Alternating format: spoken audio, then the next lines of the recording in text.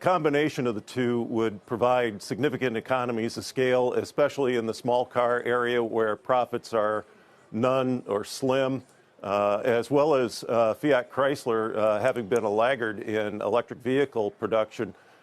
This would give them some valuable technology from Renault, which has been one of the leaders in producing electric vehicles. John, do you have any thoughts on the deal and how you would be playing it? Yeah, well, I mean, I think it's a trend of high capital intensive cyclical industries merging. I mean, we saw in the 2000s the rails merged. The last 10 years we've seen the airlines merge. This could be the start of the autos starting to merge. And I do think I take more of the side of it's two smaller players merging together to survive in a very changing cyclical auto landscape. As Mike highlighted in his cars, you know, we are 10 years post the recession. Cyclicals usually do well out of the recession. With interest rates higher, it's more costly to borrow to finance your cars. Car sales have clearly flattened out. So, and with the Teslas and the e-cars coming onto market, it's going to spend a lot of money for these companies to survive. So I'm on the camp of they merge to extend their shelf life. So which do you buy on that? Oh, I wouldn't buy either of these companies, but in the car sector in general, we like Volkswagen. We think, you know, a long time has passed post the diesel emission scandal. Volkswagen stock has been punished because of it. They paid out billions of dollars of fines.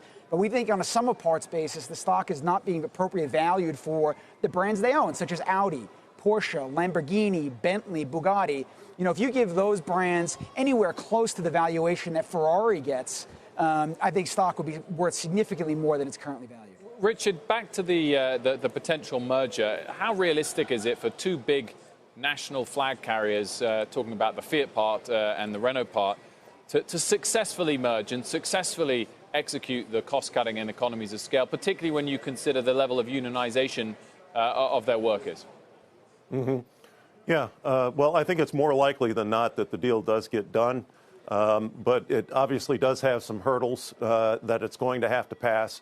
I think an example of a merger that has taken place against, you know, the national champion backdrop is the Peugeot Opel Vauxhall purchase. And there you've got a French national champion that's acquired a German automaker, and they've been able to make a go of it. So I think there's good opportunity for these companies to be able to do the same. There's already been some talk that, there's going to be no headcount reductions at the factory floor. So we think that the headcount reductions would more likely come out of staff.